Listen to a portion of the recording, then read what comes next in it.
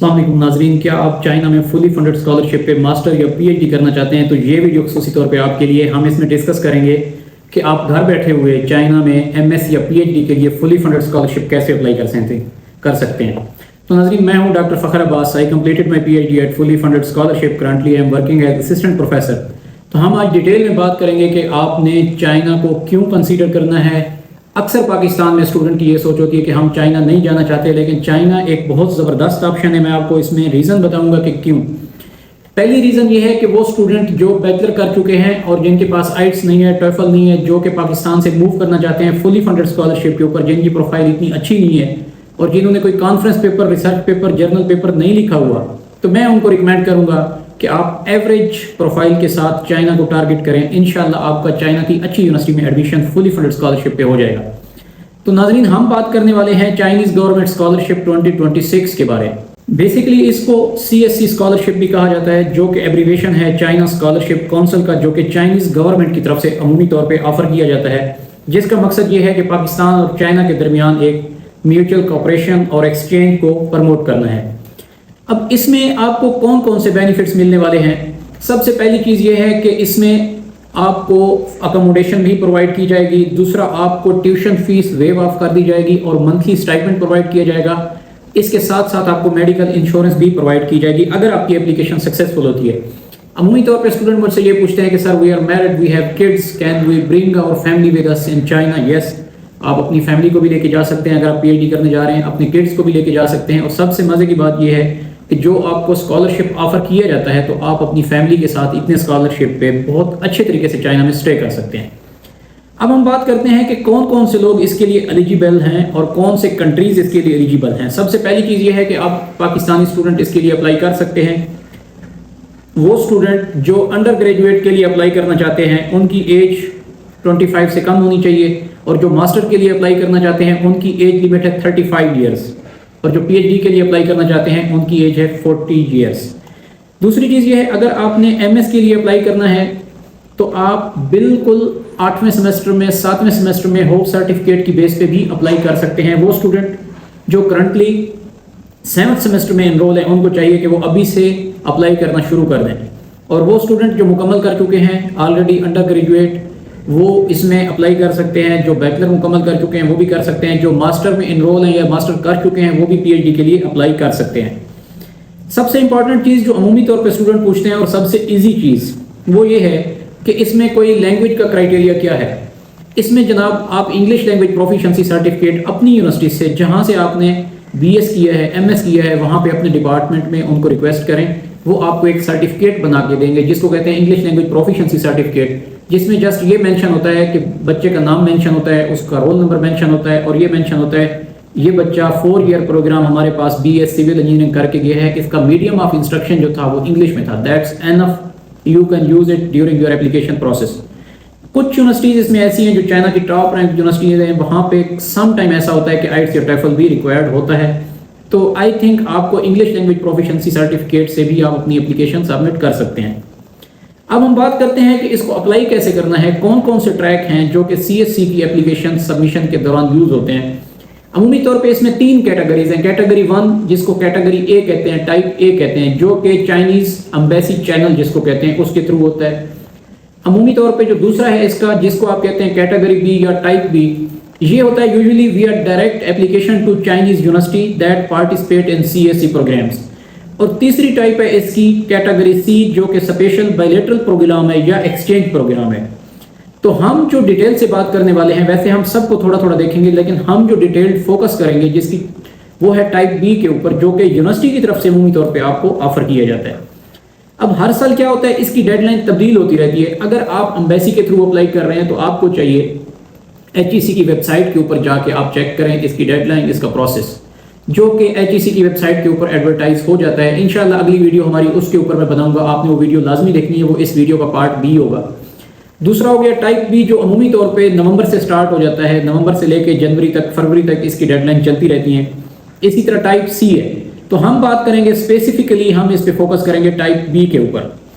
अब अमूमी तौर पे स्टूडेंट के जहन में एक बात होती है कि सर इसका स्कॉलरशिप अमाउंट कितनी है, कितने पैसे हमें देंगे। पहली चीज़ ये है कि आपकी तालीम फ्री है, दूसरी चीज़ ये है कि आपकी अकोमोडेशन भी फ्री है, तीसरी चीज़ ये है कि अगर आप MS में इनरोल होते हैं नॉर्मली तौर पे आपको 2500 चाइनीज़ करेंसी पर मंथ दी जाती है, जबकि PhD में आपको 3500 चाइनीज़ करेंसी आपको हर महीने प्रोवाइड की जाती है और इसमें आपकी मेडिकल इंश्योरेंस है। सेकेंडली, अगर आप वहाँ पे इंग्लिश प्रोग्राम में इनरोल होते हैं तो आप इंग्लिश में अपना मीडियम ऑफ इंस्ट्रक्शन होगा। अगर आप चाइनीज़ में जाके इनरोल होते हैं तो आप साथ साथ चाइनीज़ भी फ्री में सीख सकते हैं वहाँ पे। अब इसका टाइमलाइन वेरी करता रहता है। नॉर्मली तौर पे आप HEC की वेबसाइट पे देख सकते हैं इसका टाइम पीरियड कब है। अब इंपॉर्टेंट चीज़ जो है वो ये है कि आपने इसको अप्लाई कैसे करना है, कौन सा ऐसा तरीका है। स्टूडेंट को समझ नहीं आ रही होती कि सर स्टार्ट कहाँ से लेना है। तो अगर आपको इस वीडियो के देखने के बाद भी समझना है तो आप मुझे व्हाट्सएप पर अप्रोच कर सकते हैं, क्योंकि हम स्टूडेंट को कंसल्टेशन भी प्रोवाइड करते हैं। वो स्टूडेंट जिनको प्रोसेस समझ नहीं आ रहा, हम उनको स्टार्ट से लेके एंड तक पूरी कंसल्टेशन प्रोवाइड करते हैं। आप हमसे रब्ता कर सकते हैं। अभी हम ये देखते हैं कि आपने इसको अप्लाई कैसे करना है। मैं आपको स्टेप बाय स्टेप गाइड कर देता हूँ। पहली चीज़ ये है कि आप CSE की वेबसाइट, मैं आपको इसका लिंक प्रोवाइड कर दूंगा, आप CSE की वेबसाइट ओपन करें। ओपन करने के बाद देखें कौन कौन सी यूनिवर्सिटीज़ इसके ऊपर मेंशन है। जो यूनिवर्सिटीज़ CSE की वेबसाइट के ऊपर मेंशन है आप उन यूनिवर्सिटीज़ को टारगेट कर सकते हैं। नंबर 1 बात। नंबर 2 बात ये है कि आप ये चेक करें, अब लेट्स सपोज CSE की वेबसाइट के ऊपर आपने अपनी यूनिवर्सिटी शॉर्टलिस्ट कर ली है। अब उस यूनिवर्सिटी के अंदर जाके देखें क्या वो आपके प्रोग्राम पे स्कॉलरशिप ऑफर कर रही है, नहीं कर रही। ऐसा ना हो कि आप एक यूनिवर्सिटी शॉर्टलिस्ट करते हैं वहाँ पे तो आपका प्रोग्राम भी सिविल इंजीनियरिंग, मैकेनिकल या आप मेडिकल के शोबे से हैं वो ऑफर ही ना किया जा रहा हो। तो दूसरी चीज़ आपने ये देखनी है कि आपका प्रोग्राम वहाँ पे ऑफर हो रहा है या नहीं हो रहा। तीसरी जो इंपॉर्टेंट चीज़ है वो आपने ये देखनी है कि वो इंग्लिश में ऑफर हो रहा है वहाँ पे या चाइनीज़ में हो रहा है। चौथी चीज़ जो आपने देखनी है कि उस यूनिवर्सिटी का एजेंसी नंबर क्या है जो कि CSE ने उसको प्रोवाइड किया हुआ। ये 4 चीज़ें आपने पहले देख लेनी है। अब अमूमी तौर पे वो जो वेबसाइट स्टूडेंट जब ओपन करता है तो वो वेबसाइट क्या होती है, वो वेबसाइट होती है चाइनीज़ लैंग्वेज के अंदर, उसको आपने ट्रांसलेट कर लेना है। अगर फिर भी आपको ये चीज़ें ढूंढने में प्रॉब्लम हो रही है तो आप उनके इंटरनेशनल ऑफिस को कॉन्टैक्ट करें, उनको ईमेल करें और उनको बताएं मुझे ये इन्फॉर्मेशन चाहिए। वो आपको फिल फॉर सारी इन्फॉर्मेशन प्रोवाइड कर देते हैं। अब आते हैं सबसे इंपॉर्टेंट चीज़ के कौन कौन से डॉक्यूमेंट हैं जिसमें स्टूडेंट को मुश्किल पेश आती है, कौन से ऐसे डॉक्यूमेंट हैं जो कि आपको रिक्वायर्ड होंगे। सबसे पहली चीज़ ये है कि आपके पास पासपोर्ट होना चाहिए जो कि वैलिड होना चाहिए। ऐसा ना हो कि पासपोर्ट आपका एक्सपायरी हो। दूसरी चीज़ आपके ट्रांसक्रिप्ट हो गए, आपके डिग्रीज हो गई, आपने उनको स्कैन करके अपने पास रख लिया। तीसरी चीज़ जो सबसे इंपॉर्टेंट है जो कि आपकी पूरी एप्लीकेशन की जान है वो है आपकी रिसर्च प्रपोजल या आपका स्टडी प्लान। जो मास्टर या PhD के लिए स्टूडेंट अप्लाई करते हैं तो उसमें रिसर्च प्रपोजल की वेटेज सबसे ज़्यादा होती है। अब इस रिसर्च प्रपोजल को आपने कैसे बनाना है इसके लिए मैंने एक वीडियो बनाई हुई है, मेरे YouTube चैनल पे जाके आप देख सकते हैं।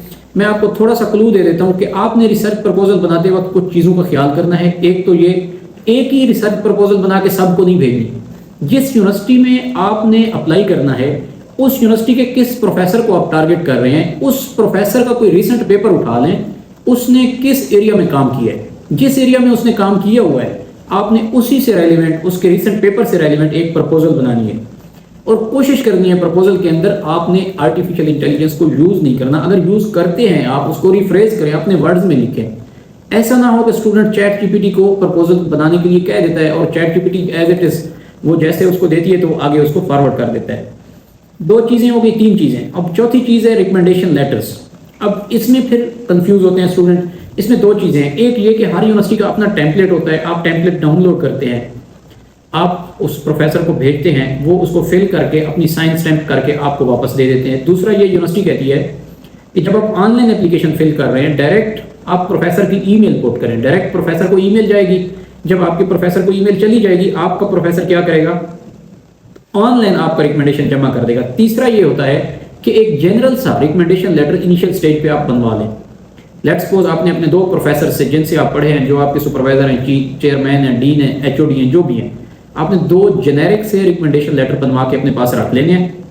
उसमें आपने अपने बारे सारा कुछ बता के वो भी आप यूज़ कर सकते हैं। ये डिपेंड करता है कि उनकी गाइडलाइन में क्या चीज़ मेंशन है। 2 रिकमेंडेशन लेटर जस्ट आपको चाहिए। अगली चीज़ है लैंग्वेज सर्टिफिकेट, जो कि मैंने बताया इंग्लिश लैंग्वेज प्रोफिशिएंसी सर्टिफिकेट है।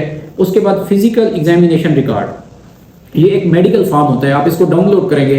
किसी भी जो मेडिकल ऑफिसर होता है THQ में, DHQ में, आप डॉक्टर के पास लेके चले जाएं, वो आपको फिल कर देगा, आखिर में आपकी साइन स्टैम्प कर देगा। अगली चीज़ है नॉन क्रिमिनल रिकॉर्ड सर्टिफिकेट, जो कि आप अपने करीबी पुलिस स्टेशन से जाके ले सकते हैं। आपका जिसे करेक्टर सर्टिफिकेट कहते हैं वो आपको बना देंगे कि इसकी कोई क्रिमिनल हिस्ट्री नहीं है। अब सारे डॉक्यूमेंट आपने एक फोल्डर में रख लिए। अब आपने क्या करना है कि CSC की ऑनलाइन एप्लीकेशन सिस्टम ओपन करना है। मैं लिंक आपको प्रोवाइड कर दूंगा, उस लिंक के ऊपर जाके आपने अपने आप को रजिस्टर करना है। अब जब आप रजिस्टर करेंगे तो इन्फॉर्मेशन ऑटोमेटिक खुलती जाएगी। अब ऊपर वो टॉप पे आपसे पूछेगा कि आप किस कैटेगरी पे अप्लाई कर रहे हैं। अगर आप टाइप ए पे अप्लाई कर रहे हैं तो टाइप ए चूज करें, बी पे कर रहे हैं बी चूज करें, सी पे कर रहे हैं सी चूज करें। तो ये जो यूनिवर्सिटी वाला ट्रैक है, जिसको आप यूनिवर्सिटी ट्रैक कहते हैं, टाइप बी है, जिसमें सिलेक्शन के चांसेस ज्यादा होते हैं, जिसमें वैकेंसीज भी ज्यादा होती हैं। तो अगर आप बी चूज कर लेते हैं तो आप उसी को आगे प्रोसेस करें। उसके बाद आप अपनी सारी इंफॉर्मेशन फिल करें, सारे डॉक्यूमेंट 1 बाय 1 अपलोड करें। जब आपने अपलोड कर लिए सारे डॉक्यूमेंट, फिर आपने उसका प्रिंट ले लेना है PDF की फॉर्म में, जो आपकी पूरी एप्लीकेशन बन जाएगी उसका प्रिंट ले लें। अब आपने क्या करना है, टाइप बी पे अगर आप अप्लाई कर रहे हैं तो आपने चाइनीज यूनिवर्सिटी पे जाके अप्लाई भी करना है। अब क्या है, ये इसने लिखा हुआ है यहाँ पे कि कुछ यूनिवर्सिटीज ऐसी हैं जो कि अपनी वेबसाइट के ऊपर भी फॉर्म फिल करवाती हैं। अब आपने CSC पे अप्लाई किया, साथ में यूनिवर्सिटी की वेबसाइट के ऊपर जाके अलग से अप्लाई किया, और CSC वाला फॉर्म एक हो गया आपका, दूसरा यूनिवर्सिटी वाला फॉर्म हो गया, दोनों। अब आपने क्या करना है, ये दोनों चीजें और रिक्वायर्ड डॉक्यूमेंट उस यूनिवर्सिटी को आपने सबमिट करनी है। अब कुछ यूनिवर्सिटीज ऐसी हैं जो कि हार्ड कॉपीज भी आपसे डिमांड करती हैं, ये यूनिवर्सिटी टू यूनिवर्सिटी चीज वेरी करती है। अब आपने अपने डॉक्यूमेंट जमा करा दिए, अब आप क्या करें, वेट करें। अब आपकी स्क्रूटनिंग होगी, अब आपको इंटरव्यू की कॉल आ सकती है। अब इसमें एप्लीकेशन मटेरियल तैयार करने में, एप्लीकेशन सबमिशन में, और आपके इंटरव्यू की प्रिपरेशन में, रिसर्च प्रपोजल में, मोटिवेशन लेटर में, या जितनी टेक्निकल चीज़ें होती हैं, अगर आपको इनकी समझ नहीं आ रही तो आप हमसे रब्ता करें। क्योंकि स्टूडेंट जब अप्लाई करता है तो स्टूडेंट बहुत सी मिस्टेक करता है, पूरी दुनिया से एप्लीकेशन आ रही होती हैं, लेकिन स्टूडेंट कंफ्यूज होता है, वो अपने माइंड के मुताबिक चीज़ें कर देता है। लेकिन बेस्ट एप्लीकेशन जो होती है वो हमेशा टॉप पे आ जाती है, उसके मार्क्स ज़्यादा हो जाते हैं, वो सिलेक्शन की तरफ आगे चली जाती है।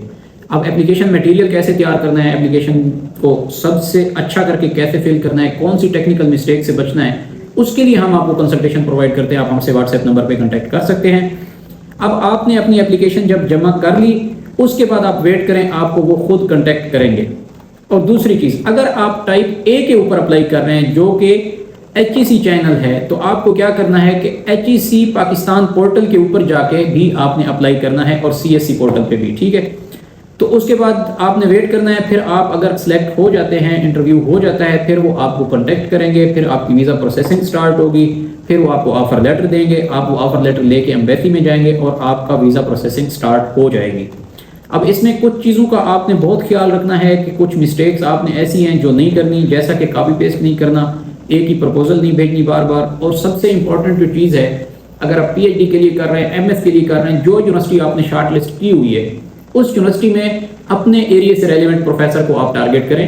लेट्स सपोज आपकी मास्टर्स के अंदर जो रिसर्च है, उस रिसर्च से रेलिवेंट ट्रांसपोर्टेशन का अगर आपकी रिसर्च है और वो बंदा ट्रांसपोर्टेशन का है, तो उसको ईमेल करें, अपनी CV भेजें और उसको रिक्वेस्ट करें कि मुझे एक्सेप्टेंस लेटर दिया जाए।